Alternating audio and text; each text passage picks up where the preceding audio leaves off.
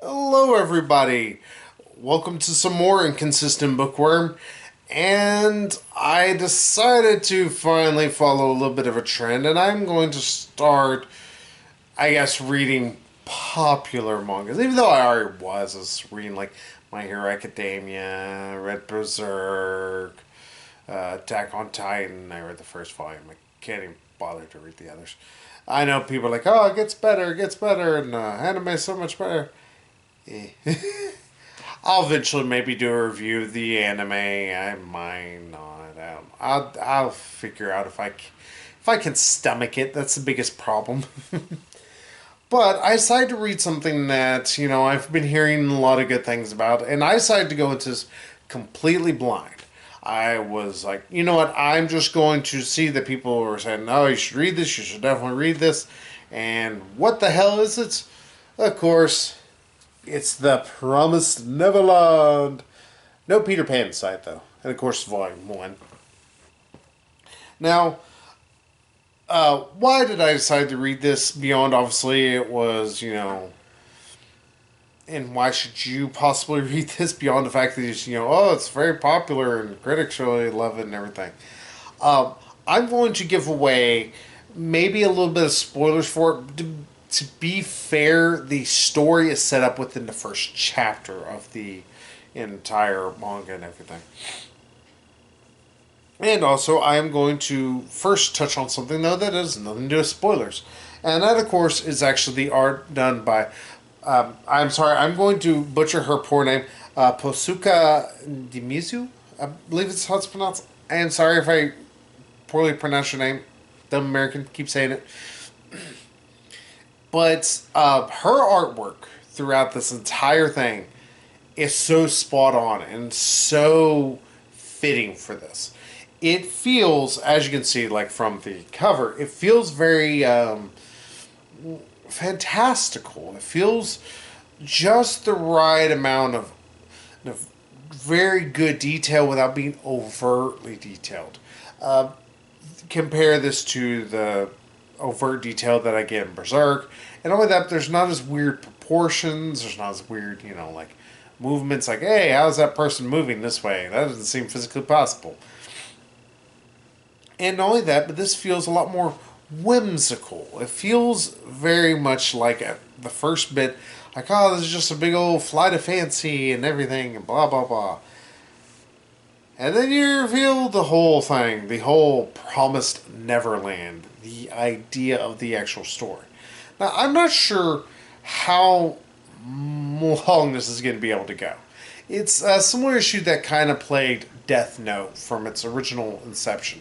It's not so much that Death Note was a bad idea. No, Death Note was an awesome idea that had 7 fantastical volumes and then went on 5 more for some reason. Here, to go ahead and give away the spoilers to those who are not wanting spoilers and want a quick thing, I say go read this. I will get more into it later on, but yeah, I would just say stop video now, go read it, and then you can be like, oh my god, then we can talk more.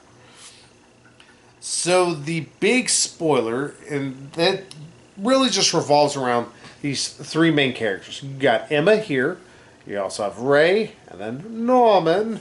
Or actually, I think this is Norman. This is Ray. I can't remember.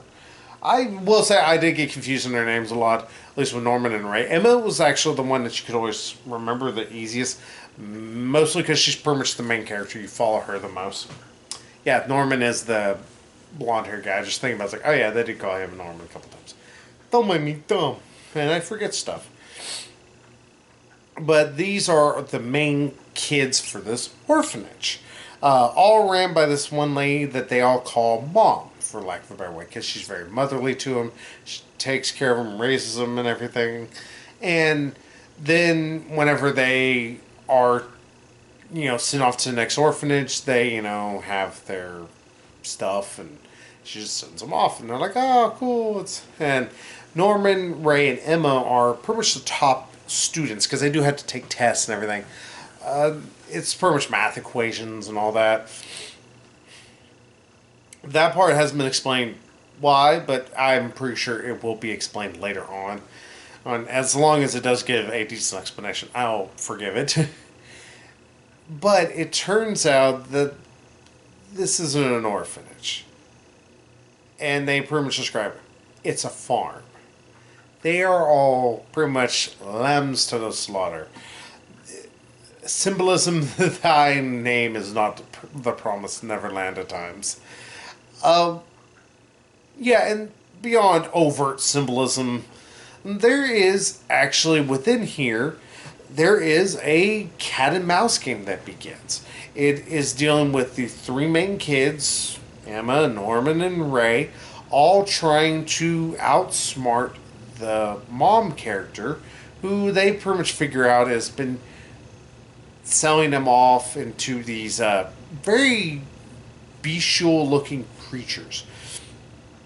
They call them demons. I don't know why they settle upon that name exactly, or why that is what they decide upon, but that is what they go with. And of course, this takes place, I want to say, in 2045, and they explain that there's been no new books for about 30 years. So about 2015 was, I guess, the coming of these things. I will give my headcanon without having read volume 2 or 3.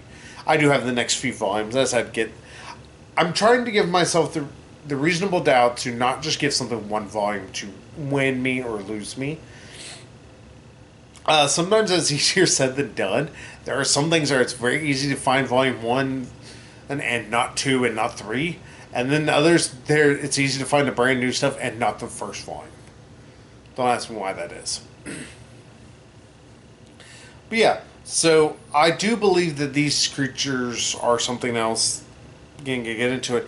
But yeah, they are the ones who are encouraging this farm-like behavior. And it does seem to entail, because you do learn from the mother character that, because everybody has neck tattoos, that even she has one as well. It does seem to lead into the idea that possibly if she ends up failing, that she will pretty much be the next one eaten or killed or whatever they do. Because they do explain they do eat the kids. And they even say, it's like, I'd like to eat one of her fingers, like really grotesque looking creatures. Now, like I said, there's a cat and mouse game, because beyond that horrific thing that happens at the end of chapter 1, there is the kids trying to plan an escape from this orphanage. And they even say, it's like, yeah, we do understand we do not know what's on the other side of this wall. We have no idea what could be happening. But they still are going to go through with it. And in fact, Emma is the one who tries or is able to get them to agree that they need to get all the kids, even though there's 39 kids, and a lot of babies actually, in fact, or very young kids. Because Emma, she is this, kind of perky, can-do attitude. But because of that, positive energy, she constantly gives this air of not just a overtly happy, super duper carefree character, because that's kind of shattered within the first chapter. She is determined, is the thing. She quickly uses that optimism, that perkiness, to make her a lot more determined to doing the right thing. And not only that, but doing the best possible for, as she sees it, her brothers and sisters. That is actually an admirable characteristic of somebody who's just 11 years old or going on 12. It's like, that is also something that actually makes you want to keep reading. Norman is a little bit cooler headed, but he still has his own determination on things, and also he is very smart. He's very cunning with different things. Ray is smarter than both of them, but he's very cold. He's a little bit more distant to all the other kids, but he's just, super like bookwormish. And I actually do like the juxtaposition with all the characters, because that's the thing. Even though Ray is cold towards most of the characters, he's not an asshole. He still has his own likability, and even then, he actually still agrees, like, And he was the first one to say, it's like, we probably need to not take their kids. Like, and he's kind of being a little selfish in that regard, but he does agree that they should go ahead and do it because they are family to them. And he even does agree with him. It's like, yeah, they're family. It's like, yeah, I agree with you there. That's family to us. And from there, it's just them trying to figure out a way to outsmart the mother and to try and escape. Now, where there is a con, and I can say there's a con, pun not fully intended because the first character that's killed is called Connie. The biggest con I can say is there's not a lot of explanation for the outside world. I get that that's probably going to come later on. So that's the reason why I can say there's a con, but it's not a very big one. I do want to know a little bit more about these creatures. Though, because it seems to imply that this is really deep in the future, about 2045 is what it says, I would like to think that most likely anything, these are probably some type of alien, I would say. They're designed, like I said, is very grotesque, very otherworldly, and making them demons seems a little too... There's already a story called Demon Slayer that has demons in it, and there's a lot of other demons and everything else. Let's do aliens.